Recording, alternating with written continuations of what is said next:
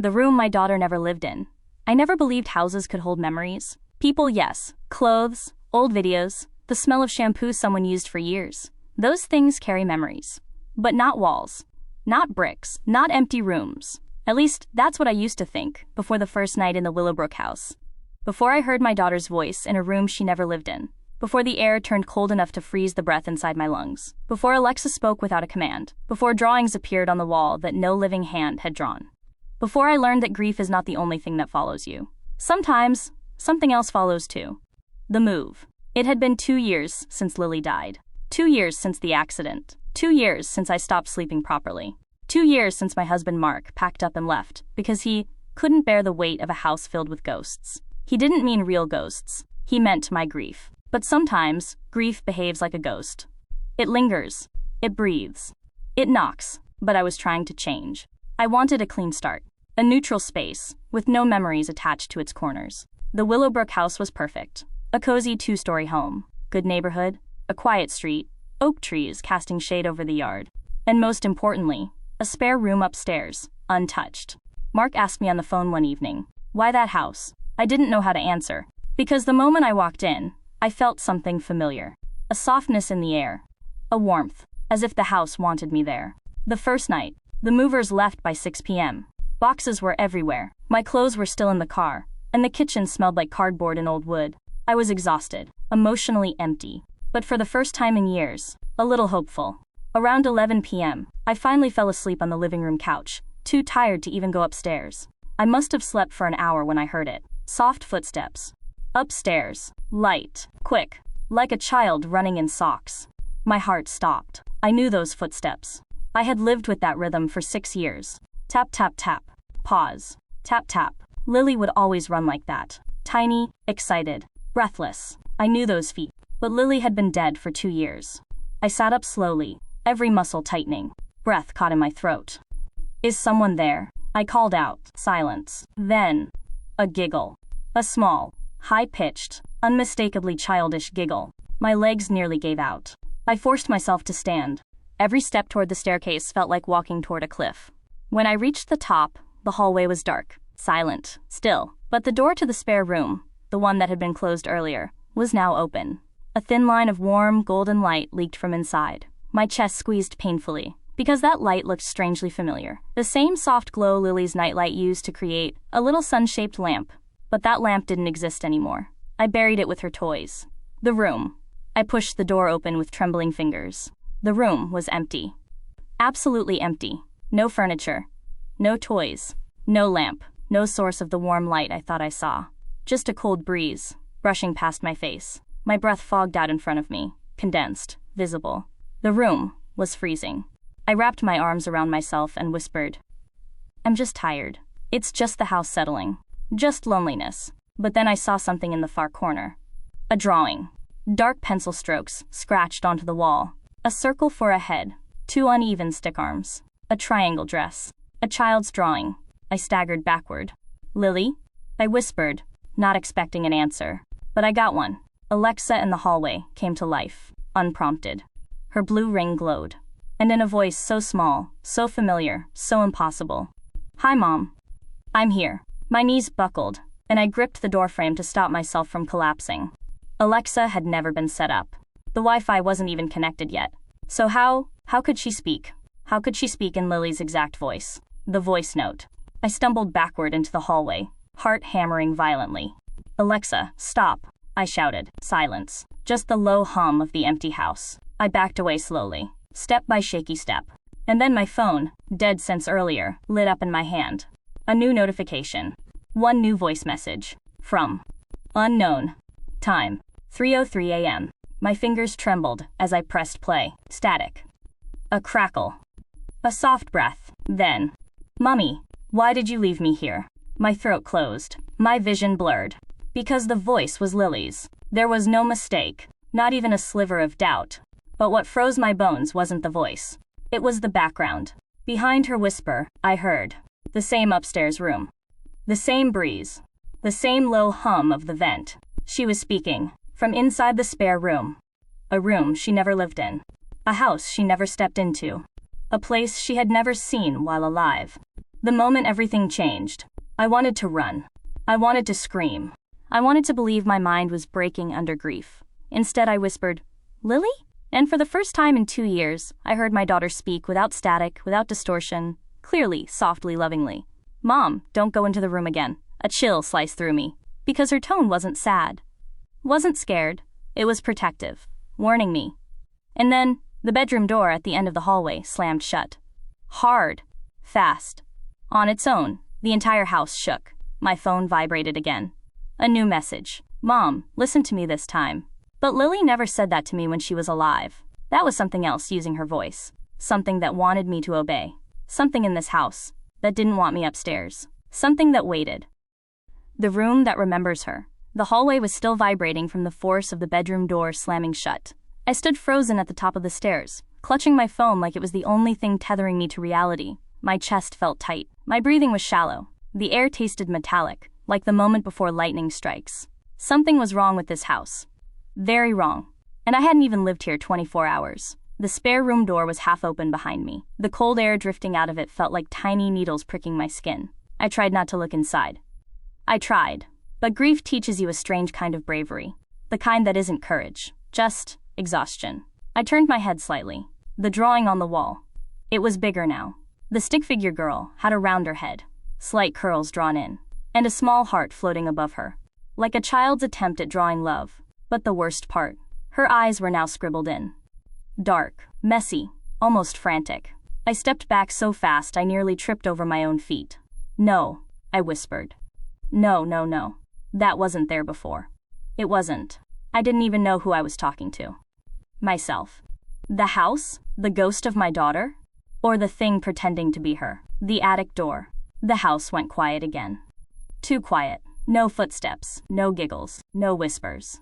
Just silence so thick, it felt like a living thing pressing against my ears. I forced myself down the hallway, toward the bedroom door that had slammed. Every step felt heavier than the last. As soon as I reached for the doorknob creak. Not the bedroom door, the attic door. It was behind me, at the far end of the hallway. Slowly, painfully slowly, the narrow wooden door to the attic was opening by itself. My stomach dropped. I had checked that door when I moved in. It was stuck, swollen from humidity, impossible to open without force. Yet now, it drifted open, as easily as curtains in a breeze. A strip of darkness stared at me from the widening crack. My breath shook. "No," I whispered. "Stay shut. Stay shut. Stay." The door opened fully, with a soft thud. A cold draft washed over the hallway. I could swear it. It whispered against my skin. Not words, just the suggestion of breath. Like something exhaled. The first sign. My phone vibrated in my hand. A new message. Unknown 3:33 a.m. Voice message. 002. I didn't want to press play. Every part of me screamed not to. But my thumb moved anyway, traitorous and trembling. Static. A soft thud. A shaky inhalation. Then, "Mom," Lily's voice. Too close. Too clear. "He's in the attic." The message ended. I almost dropped the phone. "What?" I whispered to the empty hallway. "Who's in the attic?" But the moment the words left my lips, I regretted them. Because something answered, not with words. With a footstep. A single, heavy footstep. Above me. In the attic. My pulse spiked so high, I felt dizzy. Another footstep. And another. Slow. Deliberate. Like whatever was up there wanted me to hear it. I backed away until my spine hit the wall. No, this can't be happening. But the footsteps kept coming. And then, knock. A single knock on the inside of the attic floorboard. Directly above my head. "Stop," I whispered. My voice cracked. "Please stop." But the knocking turned into scraping. Something heavy, dragging across the attic floor, moving toward the attic opening. Toward me. The picture frame. I bolted downstairs. My legs shook so violently, I almost missed the last step. When I reached the living room, I grabbed my keys with shaking hands. I needed to leave. I didn't care if it was 3 a.m. I didn't care if I had nowhere to go. As I reached the door, something fell behind me. A soft metallic clatter. I turned slowly. A picture frame lay face down on the floor. But I hadn't hung anything yet. Everything was still in boxes. My heart hammered so hard I could feel blood rushing in my ears. Hands trembling, I crouched and flipped the frame over. It wasn't one of my pictures. It was a drawing. A childlike sketch. A small girl holding a red balloon. Standing inside this house. the Willowbrook house. And next to her, drawn in large, rough strokes, a tall black figure. No face, no hands, just a shape, towering over her, the title scribbled in a child's hand. My friend upstairs. A breath caught in my throat. Oh God, I whispered. What is this? The air shifted, subtly, but unmistakably, like someone entered the room. I tried to stand. My legs wouldn't cooperate. I felt watched. Close, too close. Then, my phone buzzed again. Another voice message. My hands shook as I raised the phone. Unknown 3:41 a.m. Voice message 0:05. I pressed play. At first, static. Then breathing. Then, Mom, don't go in the attic. He remembers you. I dropped the phone because Lily never said that in her life. Never. And the voice. It wasn't just Lily's voice. It was older. Almost like her voice aged years beyond her death. A shiver ran through my entire body. What was pretending to be Lily didn't sound like a child anymore. The attic creature. I crawled backward until my back hit the wall. Something creaked upstairs. Heavy weight shifting. Floorboards bending. Then, the attic door slammed shut. Hard. Hard enough to shake dust from the ceiling. My breath hitched. My skin prickled. Something was in this house. Something that knew how to use my daughter's voice. Something that knew what would break me. Something that wanted me upstairs. Or wanted me nowhere near it. I didn't know which was worse. The whisper in my ear. I sat frozen on the living room floor when suddenly, the temperature dropped. The kind of cold that goes bone deep. My breath misted out in front of me. And then, a whisper. Not from upstairs. Not from my phone. Directly in my ear. A male voice. Sarah. I screamed and stumbled forward, hitting the couch. My heart slammed against my ribs painfully. The voice. It wasn't Lily. It wasn't anything that belonged to this world. And worst of all, it wasn't a stranger's voice. It was Mark's. My ex-husband. But not the living Mark. This voice was distorted. Wet. Like vocal cords, filled with water. Like lungs collapsing. Like someone speaking after impact. After a crash. After death. No, I whispered, hands over my ears. Not you. Not again. But the voice whispered once more. Come upstairs. The warning. The moment the word upstairs left that impossible voice, my phone buzzed violently. A new message. No caller ID. No number. Just. From me. 4 a.m. My blood froze. The sender name. Me. I swallowed hard and pressed play. At first, I heard breathing. But not child breathing. Adult. Female. Shaking. My own. Then, Sarah, if you're hearing this, don't open the attic. Don't look at him. Don't let him see your eyes. My lungs locked. The voice was mine. My voice. From the future. Warning me. And before the message ended, something hit the attic door upstairs. Hard. Like fists, pounding wood. Again. And again. And again. I covered my ears, shaking violently. The pounding stopped. Silence fell. My phone spoke one last time. Sarah, run. The shadow that waited in the attic. I didn't go back upstairs. Not at first. I stayed on the living room floor, hugging my knees. Phone clutched so tight my fingers went numb, trying to convince myself that none of this was real, that I was dreaming, that my daughter's voice messages, the whispers, the footsteps, the attic door slamming shut, were all some grief-fueled hallucination. But denial is a thin blanket. Cold air always gets through. Especially in this house. Especially when something is waiting. The scraping above my head. The house had gone quiet now. Not peaceful quiet. Wrong quiet. A silence that felt aware. The kind that comes right before prey moves and predator reacts. Then, rape. A heavy object dragging across wood. Right above me. I jerked my head up. Another scrape. Heavier. Closer. Something moved in the attic, from the far end, toward the opening. I pressed my back against the couch, shaking. No, I whispered. Not again. But the scraping grew louder, closer. Like something pulling itself across the floor by its elbows. Slow. Deliberate. Hungry. My breathing turned shallow. I could picture it. A shape I'd never seen. But every instinct in my body already recognized. Predator. The painting at the stairs. I forced myself up, desperate for escape. As I reached the stairs to grab my bag, one of the unpacked canvases leaning nearby caught my eye. It had fallen forward. Face up. When I saw the painting, my whole body went cold. It was one I painted after Lily died, something I barely remembered creating. A dark hallway. A closed attic door. A small handprint on the wood. I had painted it during one of those nights when grief and insomnia blur together. But now the painting was different. A new detail had appeared. At the bottom of the attic door in the painting, a shadow. Not human-shaped. Not anything shaped. Just watching. Waiting. And the handprint on the attic door? It wasn't small anymore. It was the size of an adult's hand. Long fingers. Too long. Something inside me broke. My voice came out thin and trembling. "Lily, what are you trying to tell me?" The voice that wasn't hers. My phone buzzed. A text. Not a voice message this time. Just words. From Lily. 4:27 a.m. He's not in the attic anymore. My lungs seized. "What?" I whispered. "Where?" Before I could finish, 3 knocks rattled the wall behind me. Knock, knock, knock. My heart stuttered painfully. That wall backed up to the master bedroom. The room I hadn't slept in. The room Mark warned me about in his impossible voice. The room Lily told me to avoid. Then a 4th knock, soft, slow. Above the knocks, a whisper seeped through the drywall. My name. Drawn out. Wet. Recognizable. Sarah. I covered my mouth to keep from screaming. That was Mark's voice again. But wrong. So wrong. Like someone wearing his tone like a mask. The bedroom door, creaking open. I backed away from the wall. The bedroom doorknob turned. It turned. On its own. My knees weakened. Tears blurred my vision. The door creaked open, just enough for a sliver of darkness to show. Cold air flowed out. And then, a voice from the darkness. "Sarah, look at me." I shook my head violently. No. No. Please, no. Because I remembered the warning. Don't let him see your eyes. My own voice. From the future.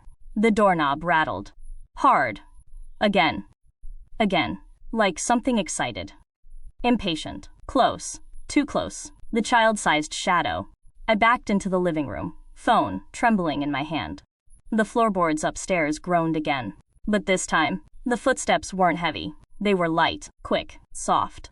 A child's footsteps. My chest tightened. "No," I whispered. "Don't do this. Please don't do this." Because if those footsteps belonged to Lily, then something was copying her. And if they weren't hers, then something worse was using her shape. The footsteps stopped at the top of the stairs.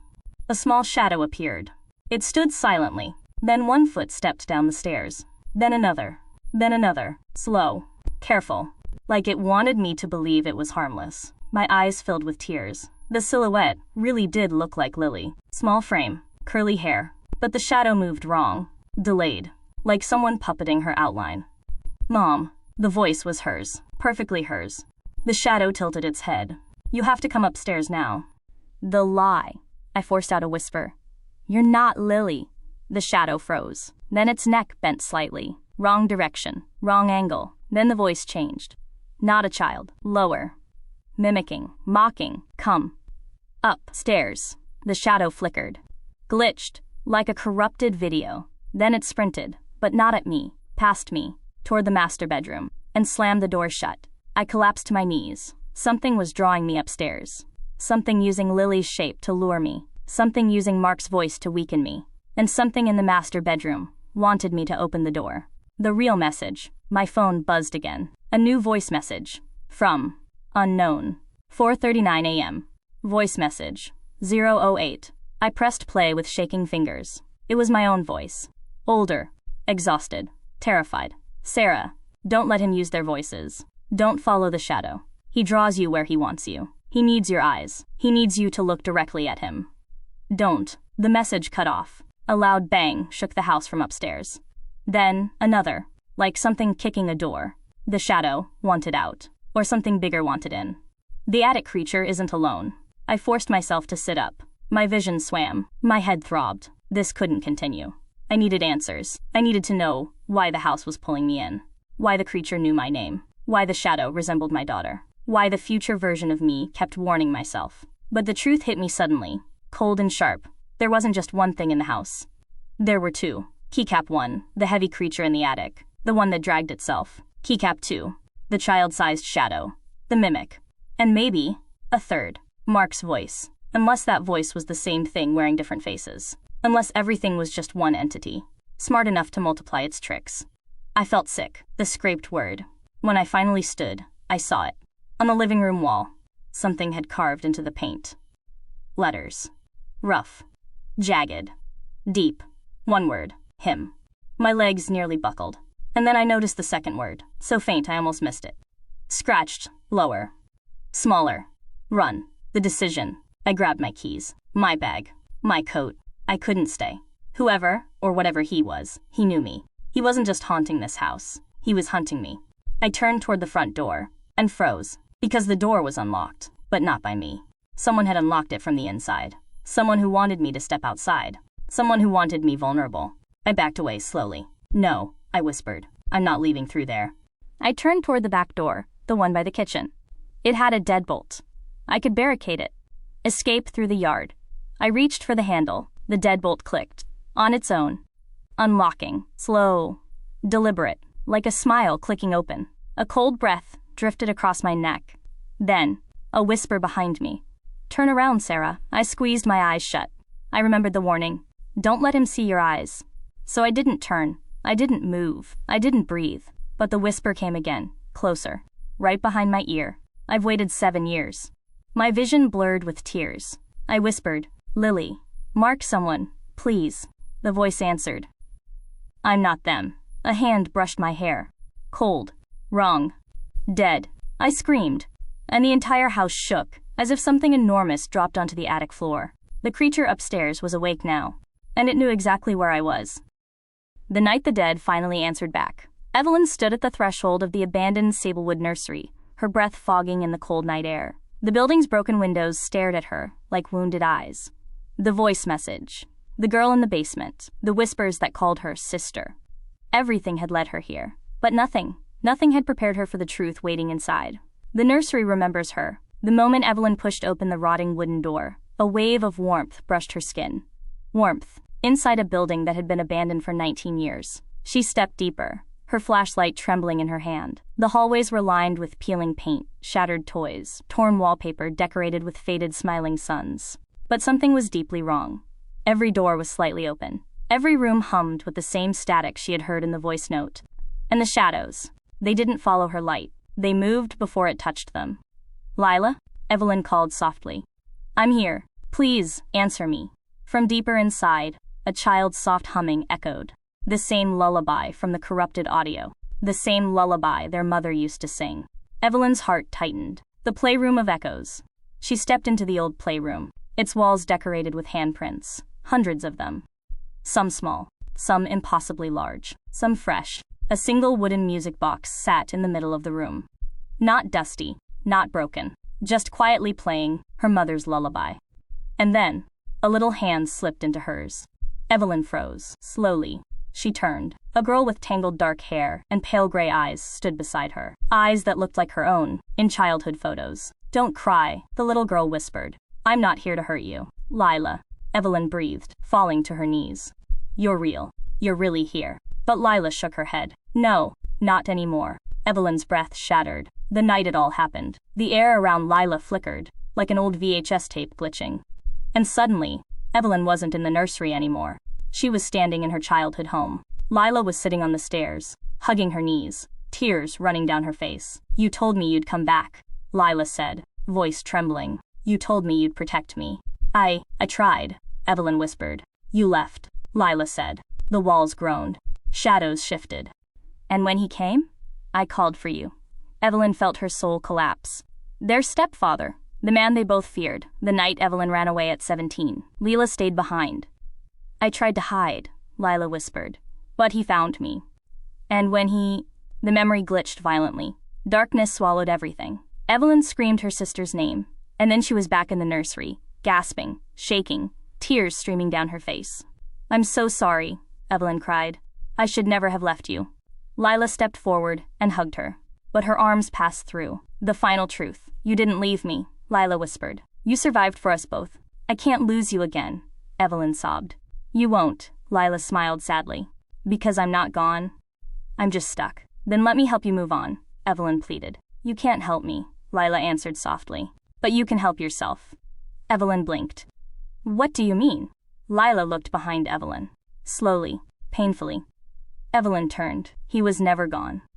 From the far end of the hallway, a tall, distorted figure stepped out of the darkness. Their stepfather, but twisted, broken, shadow-drenched, like something wearing a man's memory. The air dropped to freezing. Evelyn stumbled back. "No," she whispered. "You're dead. You died years ago." "Bodies die," the figure growled. "But guilt lives forever." The walls cracked. Doors slammed. Lights burst. The shadows rushed toward her. Lila stepped between them. "You can't hurt her anymore." The shadow lunged, but Lila's glowing outline detonated like a silent explosion. The entire building shook. The light that set her free. Evelyn woke up on the nursery floor, coughing dust, her ears ringing. The nursery was collapsing. The shadows were gone. The music box was silent, and Lila, glowing softly, smiling faintly, knelt beside her. "It's over," Lila whispered. "You faced him. You freed me." Evelyn reached out trembling fingers. This time, Lila's hand held hers. Warm, solid, real, but only for a moment. "You're my sister," Lila said softly. "And you came back for me." "No," Evelyn whispered. "Stay, please." "I have to go now," Lila smiled. "But you won't be alone again." Evelyn sobbed as Lila's form began to fade. "I love you," Evelyn cried. "I love you too," Lila whispered. And then she dissolved into a burst of soft white light. The nursery fell silent. Evelyn stood alone, but somehow lighter than she had been in years. Carrying loss, carrying love, but no longer carrying guilt. Final line. Some ghosts stay because we forget them. But the ones who truly loved us, they stay until we learn to forgive ourselves.